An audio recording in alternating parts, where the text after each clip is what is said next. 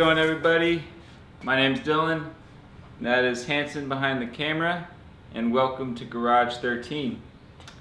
In our previous video, we installed the turbo and the manifold, and we pointed out that one of my exhaust studs has broken off. I'm not the one to blame. The previous owner is the one to blame for that. And a lot of you voiced your concerns on how I might leak boost or how I might shred my gasket due to the pressure of the turbo and all that stuff. Well, I got news for you. I talked to some of my 240 consultants. Yes, I hire consultants for my build, and they told me I'll be just fine. So take that.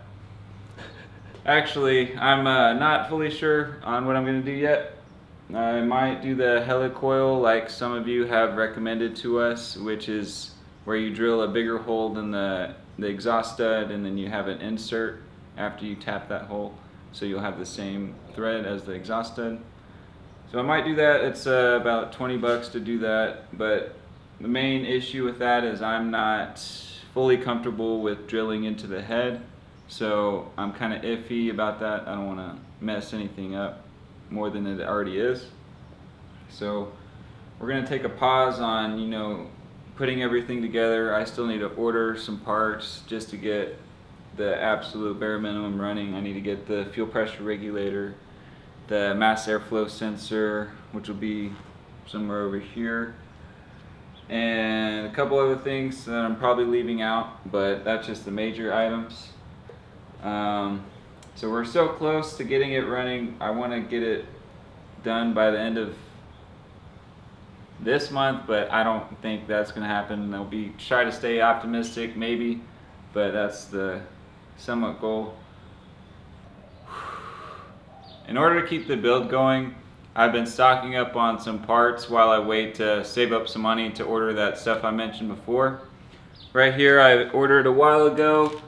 I ordered this Mishimoto Z-line intercooler. The reason why I ordered this was I got it for super cheap online, and it's a bigger capacity than a stock intercooler, so I figured it would do the job for now. I think I paid around 100 bucks for this, which is about as cheap as an eBay one, so I got a little bit better deal than getting an eBay one.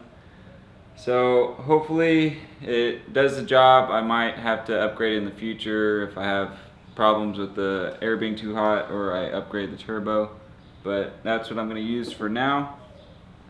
And a couple weeks ago I ordered a stock blowoff valve online, which I paid about 40 bucks for. The reason why I ordered that was because I could buy something cheap on eBay, but I really didn't want to go cheap on something like this, so I just went with an OEM blow-off valve, and I could save a bunch of money by switching to Geico on my car insurance. Just kidding. But I haven't fully figured out how I'm going to run it yet. Obviously, before I had this huge throttle body, and this pipe is only 2.5 inches, so it's about an inch difference.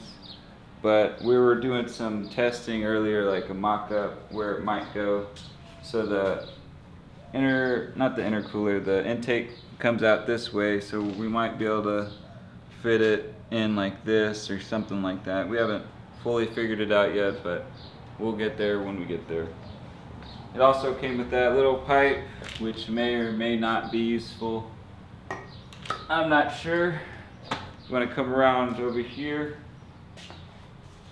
We've got our engine mounts, which I ordered on eBay. I told you in another previous video, ordered these on eBay for about 140 bucks. CNC bent, whatever, legs are cut, I'm not sure. And it just uses a stock KA mount. And I ordered these online, of course, because everybody gets parts online. It's a hardened stock version of the mount, so I will have to grind off these little dimples to make it lay flush with the mount. So that's pretty much the only modification. Other than that, it's just a basic stock engine mount. As far as transmission goes, Right here I just have the stock flywheel, which I actually might have to replace or get resurfaced. If you could see, it has some spots from some heating up, and it may or may not be able to be resurfaced, so I might have to take it to a machine shop. I might just order a new one. I'm kind of upset about that because I could have ordered this exact clutch kit with a lightened flywheel for like an extra 150 bucks. So I'm kind of regretting that decision now. But alright, so the clutch kit I got is the Exity OEM replacement. It comes with the pressure plate, brand new pressure plate. This clutch right here, you can see it, beautiful. It's a little bit purple. Comes with the throwout bearing and the alignment tool, this bushing, bearing, or whatever it is, and this. I also ordered this slave cylinder. A tip for this is, instead of ordering the RB25 slave cylinder, you can order a Maxima VQ35 slave cylinder, and it's the same one, you just need longer bolts. And I saved about 30 bucks by ordering that one versus the RB25 version. And that's all for our transmission right here, which is the 5-speed transmission. Very expensive if you try to find it by itself. I'm not sure why, but it's very sought out after for our RV's concern. It's the bigger version than the RB20 and the KA and SR transmissions. It just has a lot bigger gears right here. Before, I had the KA transmission right up next to it, and it was like a huge difference with the gear sizes. Also, this is the shifter that came with it. The guy gave me this Nismo shift knob, which is the carbon fiber, which actually matches my quick release, so that's kind of nice. I have this is the KA short shifter. You can see the difference on how much longer it is. And according to the internet, it's not supposed to work, but actually I don't know if I'm damaging it, hopefully not, but you could put it in there and actually shift it, so you can notice a difference in this throw. It's quite a bit shorter, but I don't know if I want to risk using it. I don't want to break the transmission or something like that. I really don't want to risk that because those are well over $1,000 online and hard to find. And connected to the transmission is the drive shaft, which was included when I purchased this swap. The guy, he ran a full S13 swap, or he was running this in a S13 fastback. And my only concern with this drive shaft is I have an ABS diff, which is a little bit longer than your non-ABS diff. So if he was running a non-ABS diff, then I'm gonna have to swap out the diff carrier, which will be a huge pain in the ass.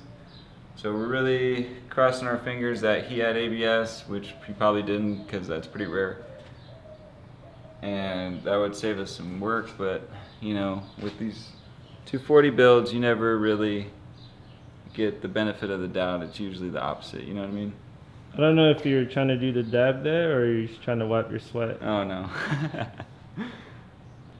So we've already covered the subframe in our last video, so we don't really need to dive into that too much. But one thing I did forget to talk about was a little background on my coilovers. So if you know much about coilovers, they're not cheap. And if you know anything about HKS coilovers, they're even more expensive than you should even think about buying. So we know a guy from the Texas Nissan forums. What's his name? Terrence, right? Yeah. Terrence, he imports 240s and other JDM cars and parts them out. So I hit him up and he had these a while back, probably say over a year ago, and I picked these up from a 180 SX he imported. I picked them up for $650, which is about a third of the price that you could purchase them online for, because clearly I'm not a baller, I can't afford that. Yeah, you're drinking Keystone, bro. It's for America. But as far as that goes, I haven't really had to set it right for my ride height. And when I had these setting on a shelf, I accidentally dented the tube where the coilover actually threads into. So I either need to replace that or shave it down a little bit so the tube can go down lower, because I got to give my car, stance nation. So yeah, that's pretty much the only thing that's preventing me from putting this back on. And I really want to get this thing back on before I do the engine test fit and everything, because when I was removing the KA, we had it on jack stands just like this, but it was flipped the other way around where the engine was on this side. And when we were raising up the engine to get it out of the engine bay, it was literally like maxing out and like pushing up the garage door, and it was really scary having a like 700-pound engine and transmission like hanging from this high. So we kind of want to prevent that, so we want to get the subframe back in the car, so we get the car back down on jack stands, or off of the jack stands. And also we just want it lower so we can see what it looks like. You know what I mean? We want the wheels back on the car. That's another thing, the wheels on the car, take a look at it. I tried to spray paint them a while back and it didn't turn out very well. It's not up to my standards, at least. So we're gonna figure out what color we want to do those wheels. If you have a suggestion, shoot it down comments below. I'd like to hear what you think.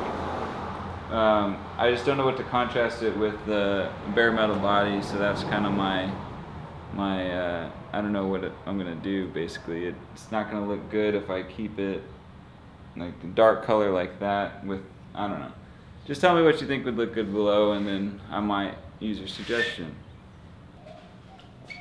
So as for what's next for the build, we'll be showing you how to paint your valve covers with our custom Garage 13 gunmetal metallic spray paint. Can't find it anywhere other than our store online. It is an engine enamel, chemical resistant coating up to 550 degrees Fahrenheit, 288 degrees Celsius for you metric dudes out there. As for our transmission, we'll be getting that prepped for our clutch install. I still need to figure out flywheel, whether I'm going to use that or not. And our subframe, I need to get that coilover fixed so we can get the subframe on and our stance nation on. And that will be pretty much where we need to be for the next step in the build.